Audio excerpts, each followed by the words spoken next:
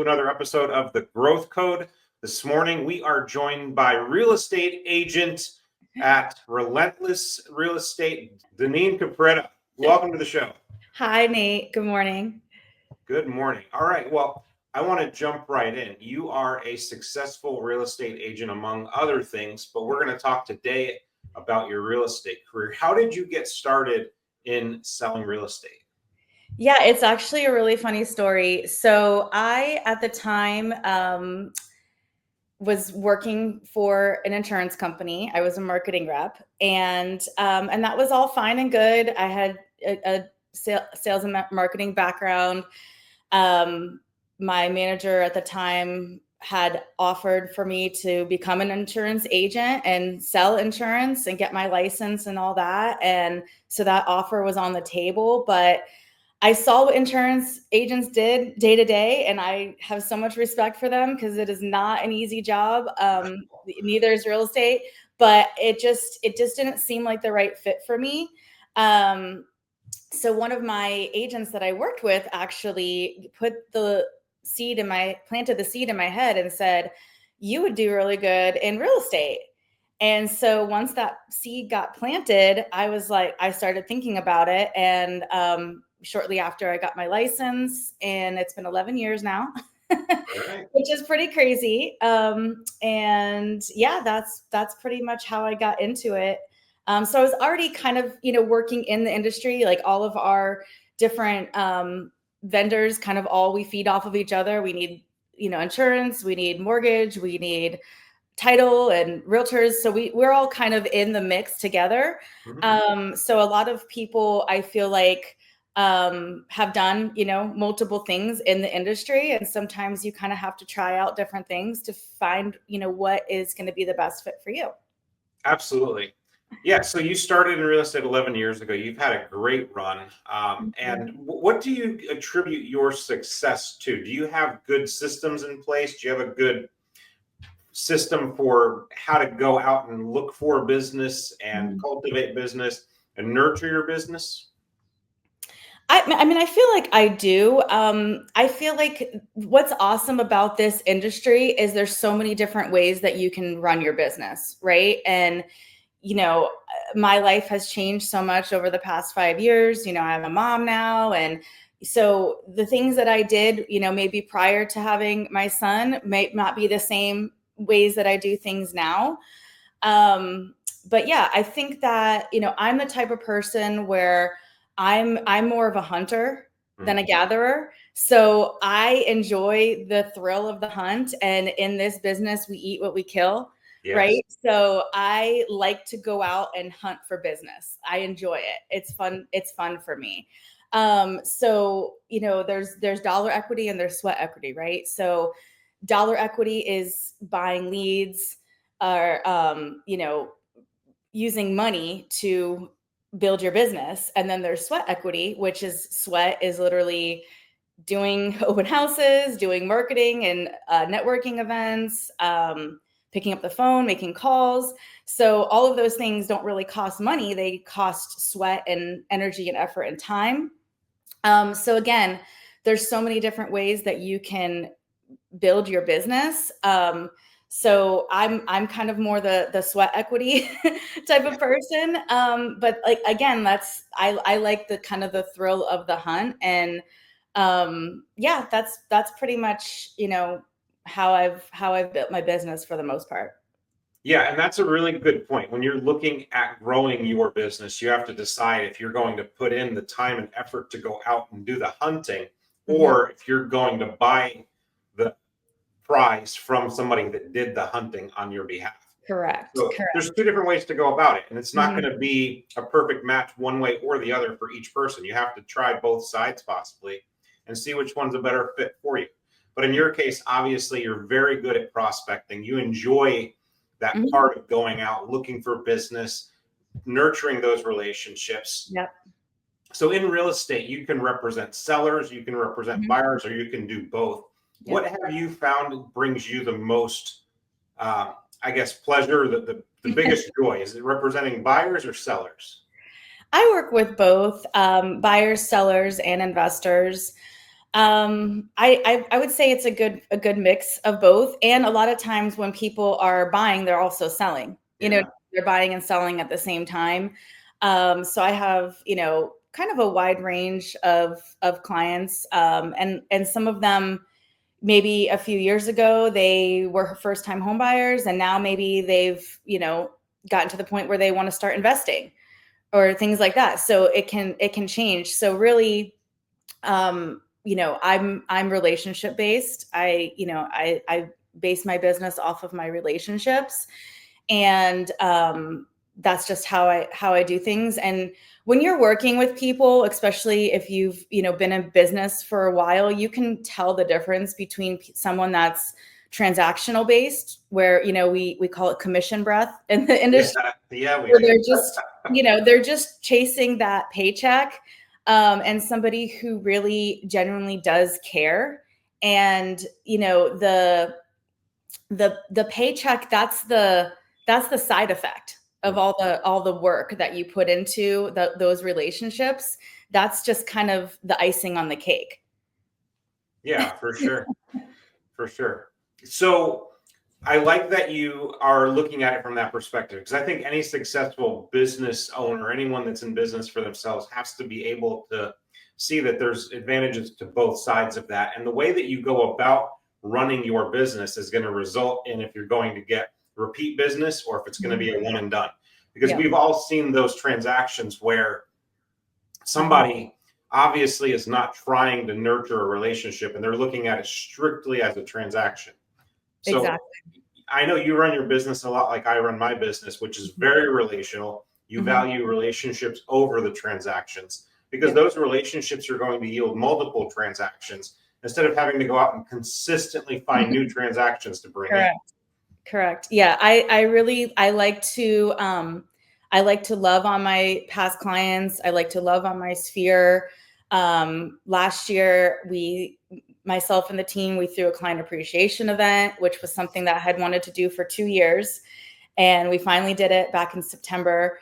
And that was a lot of fun. So just trying to do things to stay in front of my people, whether it's events or pop buys, not Popeyes. Like whenever I say Popeyes, people think I'm talking about the chicken. Pop buys, which is where you pop by with a little, something. Social media, things like this, just to kind of let people know, hey, I'm in the business, active agent. The worst thing that you want to hear in any type of business is, oh, I didn't know you were still in it. Or Yes. are you still doing loans? Are you still doing Yeah. real estate? So I never wanted to ever hear that from anybody. So that's why I've, made a conscious effort to, always be plugged in and dialed in, and, trying to make myself available and present, and, but with boundaries. Yeah, no, for sure. So you guys do a great job at Relentless as a whole, but Thank your you. team that you work with, I know that you guys do a lot of stuff. You're involved with a lot of community events. You do a lot of things on social media, and you're out there. So it's hard for anybody to forget about you guys. Thank you. Um, so let's dive in a little bit more to the team dynamic. You're not a solo agent. You work in a group with other real estate agents. Do you guys work together to build out marketing strategies and to look at prospecting and things like that, or are they more of a support for you in your role? It's kind of both. So it's interesting about the team dynamic. I'll touch on that just for a minute, because I had a lot of misconceptions about a team, honestly, before I was on one. I mean, I had been a solo agent for 9 years Mhm. before, I joined Danielle and Michelle with the Marioki Masucci team. So, the thing about teams is everyone can run their team differently. Again, it's not one size fits all. So, and a big reason why we just all seem to work really well together is we have a lot in common. We're all moms, right? So again, my business has changed because of that, and I run things differently. Sure. Um, so that's a big part of it. There's of course we support each other. We collaborate on different marketing and different events, from, videos to different, just silly social media stuff. Um, things with the brokerage, which we get a lot of support, and the brokerage is extremely community oriented and community centric, which is amazing. So, basically, I've been in roles and I've been in positions before where, so I'm like a big dreamer, you know what I mean? I have big ideas, and, I've been in situations before where, those things have been kind of stifled or kind of squashed, or, when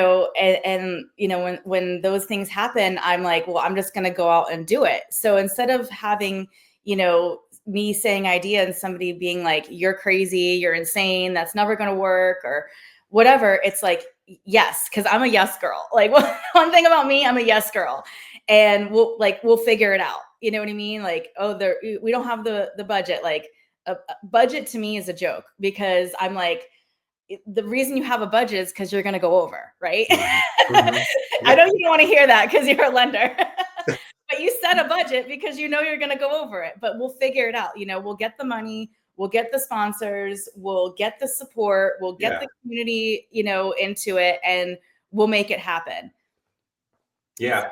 That mindset is exactly what drives successful business owners and entrepreneurs, is the fact that there's limitations that you can set for yourself in your mind, but you find reasons and you find ways to break through those. And just like you said, you're going to find sponsors, you're going to find people that can pitch in and help. So you don't have to carry the brunt of that on your own shoulders. You can reach out to others in the community that support you to help you achieve those goals and accomplish what you want to get done, whether it's an event or anything along those lines. That you have a good support staff, or a good support system, that is.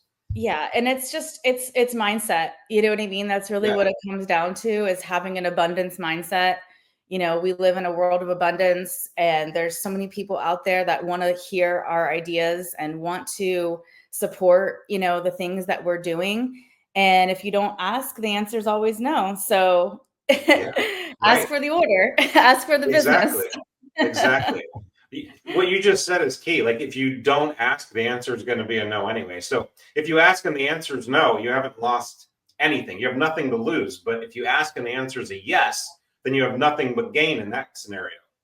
And I think the reason why a lot of people have reservations and they don't go for it is because they're afraid of rejection, right? They're afraid of hearing no. They're afraid of being rejected. So they don't even try. And so if you're just living in that fear all the time, you can't ever break out of that bubble. But I mean, what is that saying? A good salesperson hears no 7 times a day, or whatever it is. It's like, I fell 9 times, I'm going to get up 10. I'm always going to get back up again after I've been rejected or beat up, or like, you can get really abused in this business. So you definitely get thick skin over time. You have to, or else you're just not going to make it. So I have extremely, extremely thick skin. It would take a lot for somebody to really shake me or rattle me, because sometimes it's been my own clients. Right. I hear that. Yeah. There's all kinds of twists and turns in the game of real estate. Not to say that other businesses don't have twists and turns, but there's certainly a lot in real estate. And like you said, sometimes it's your own clients maybe that you feel like you're going to battle. I give people a lot of grace when they're in the middle of a real estate transaction, because it can be very emotional, right?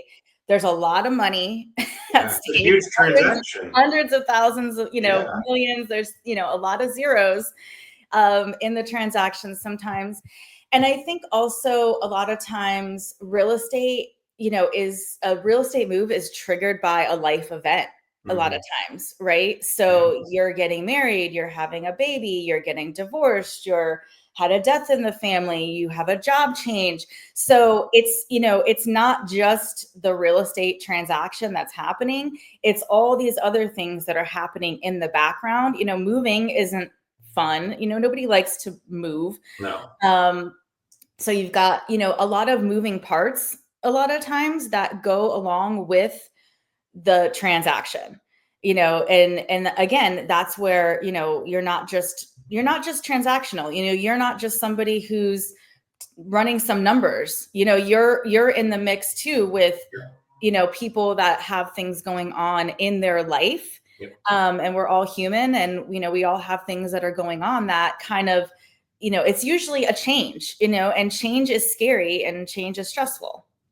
Agreed. And having that understanding, I think, is what makes you so successful, is understanding that these are people that are going through a change in some way, shape, or form, whether it's a good change or a bad change. There's a lot of other things going on. There's a lot of emotion, Mm-hmm. and you have to take the transaction and set it aside and focus on that relationship. And Yes. in your role, you have a lot of different things that you're juggling too. A lot of Mm-hmm. people think that real estate agents show homes, write contracts, and that's just part of what real estate agents do. There's so many other things that you're tasked with doing, Mhm. and relationship management is Yeah. a big part of that. It Because is. And yeah, and to touch on that, all these TV shows, they're such a yeah, blessing and a curse, you know what I mean? yeah, Because people see, something on TV and they think that that's what it is, they don't know what goes on behind the scenes. And I was actually just thinking about that when I was getting ready this morning. I was like, we, me, you, and all of our other vendors are oftentimes putting out fires behind the scenes that our clients don't even know about. And so right, that's why it looks so easy, or, oh, it was so easy. It was so painless. Yeah, it's because we were behind the scenes putting out as many fires as we possibly could. And you don't even know about it a lot of the time right. as No, a client. exactly, So, exactly. mhm. So that's a great point. There's a lot of things that are sensationalized on TV for Mhm. any career, really. I mean, you watch the shows where there's firefighters, police officers, lawyers, doctors. Like they make it seem like, oh, this is a walk in the park. Any Mhm. career, it Yeah. is it's not easy. Nothing in life is easy, No, and especially selling real when you're estate and making a doing lot of money. mortgages. Yeah, The more money you make, typically, the more exactly, the more stress and exactly. yeah. So Yeah, yeah, that's a good point. I we love get we get watching those paid we get shows. paid to have difficult conversations all day long. And Exactly. I'm sure lawyers and people in those type of industries would say the same thing. Oh, exactly. Yeah, it's not as easy as TV makes it seem, but if they showed all of the other stuff, it wouldn't be as interesting, right? Yes. If they showed us, crying in our car, Right, right. Nobody wants to see that, Denise. nobody wants to see. There's no Yeah. crying. There's no crying in real There's no estate. crying in real estate. Yeah. So what do you think makes you so successful in being able to put off the business brain at the end of the day and focus on the other things in your life that are priority, like your husband, your children, your family? What, like, how do you make that separation? What makes you successful at doing that? Or maybe you're not successful at that, and this is a time for us to talk through that. No, I have my therapist. ChatGPT is my therapist. Okay. Um, no, I think that's a really good question, and I think that is what a lot of people struggle with is this mystical, and I say it's mystical balance. It's like everyone is trying to achieve balance. What is that? You know what I mean? Balance is a moment in time, right? Like things are never going to be perfectly balanced. Um, so I think that it's just boundaries is huge. I'm a big fan of boundaries, and priorities.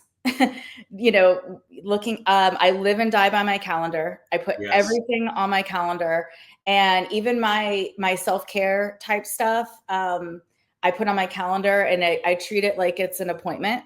Sure. And I can tell the difference when I follow those things, and then when I get off track, I feel very dysregulated and Mhm. chaotic. So I think having those certain systems in place, and again, whatever works for you. In a previous career, I worked for a huge food distributor, and I was a territory sales rep, and I sold food to restaurants. So when I first started, I was really young. I was like 25 years old, and I trained with different guys on their route, and I saw the way they did their route. And one of the guys, he wrote everything down in a composition notebook. His day was was in an old school composition notebook. Yeah. And then another guy, I would ride with him the next week, and I would say, well, how do you plan your day? How do you do your schedule? He said, if the traffic's going right, I go left. If the traffic's going left, I go right. So that, two different ways of doing things. Again, there's no right or wrong. It's Right. really just whatever works for you. I love my calendar, and I put everything on it, and I treat, the things that I need to do to keep myself balanced and regulated. I treat those as if they are appointments. Yeah. And, work harder on yourself than you do your business, because, and self-care is not selfish. And I think there's another misconception of, oh, she's out here at a spa, or she's out here, doing whatever. It's like, we have to take care of ourselves, because you can't serve from a dry well. Right. No. So the more I take care of myself, the better I'm going to be as your agent, because I'm going to have my head on straight. I'm going to feel good. I'm going to have energy because I worked out and I ate healthy and I took a walk and I got vitamin D that day. So I'm going to be a better agent because I'm taking care of myself. I'm going to be a better wife. I'm going to be a better friend, a better mom, all of these things. So, I say all that to say, if you feel as though things are kind of out of balance, you have to kind of look within, because like, you're the problem, but you're also the solution. Right. You're the problem, but you're also the solution. I love that. You are the common denominator. Yeah, exactly. That's awesome. Yeah, it's so hard sometimes to put some of those things out, because then it looks like you're not working. Because I've had that happen sometimes, where I've had somebody say, you seem like you're always doing this or you're always doing that. I'm like, well, that's my downtime. Like, Yeah. all of us have some downtime. If I was a Right. robot, I wouldn't Right. need downtime, but I'm a Yeah. human being, and We I all need need to to eat eat, and and sleep. and I think like the hustle culture, it got like, I think we're kind of moving past the hustle culture, and we're getting more into like the wellness, Yes. because so many people burnt out. Yeah. And so I read in a book once, if you burnt out, that means you were once on fire. So if you feel burnt out, you might just be a little rusty, and like, you might just need to take a break. And I think a lot of people quit or give up or freak out or crash out, but really they just need a break. Like, Yes. your life doesn't suck. Your career doesn't suck. Your clients don't all suck. You just need a vacation. You just need a break. Yes. And it doesn't even have to be like this big extravagant thing. It could be like, you took like half a day off. Oh my God. Right. You took 4 hours off and did whatever you needed to do. If you're a guy, maybe you like hit a couple balls at the golf course. Or if you're a girl, maybe you went and got a massage, like whatever. You know what I mean? Yeah. Like, the whole like hustle culture, where we have to like hustle and skip lunch and not eat, and run yourself into the ground, like there's no award for that. There's no award for like literally killing yourself to work. It's true. It's true. And I read something yesterday. It's not new, but I read it yesterday, and it said that you can't hook a U-Haul to a hearse. Like, it's true. Like, I love that. I've never heard that before. yeah, you all the stuff that you work hard and get and do, and all, like, you can't take that with you when you die. You got to take care of you right now. Yeah, exactly. And I think a lot of it, going back to like being a mom and stuff, like moms are out here and they're like, not eating and not taking care of themselves and not showering. And I thought about it back when I had my son. I'm like, prisoners get like 3 meals a day and a shower. You know what I mean? Yeah. Like you can have a meal, like you can take a shower. You know what I mean? So Yeah. I think just allowing yourself that space of like, working hard, but also playing hard and also taking care of yourself. And again, that goes back to having those boundaries and having those support systems in place to, allow yourself to do that. And I can take a vacation, I can, and I have people that can back me up while I'm away, and I would do the same thing for them. Yeah. And you have to have that. You have to know that when you take time away, whether it's a 4 hour break from the day or it's a vacation, that you have somebody that has your back that can help you out. Absolutely. And that's huge. And that's another reason why, I have a great support system, Yes, within the brokerage, and everybody helps each other. And it's so nice. It's so wonderful to have that and to know that people have your back and support you. I mean, it's a game changer. for sure. Absolutely. Absolutely. Well, I have really enjoyed our talk today. I think that you brought a lot of great insights about business and Thank you. growth and how you go about your day. So thanks again for coming on, and I'd love to have you back on again sometime. Thank you for having me, Nate. Have a happy Friday. You too. Thanks.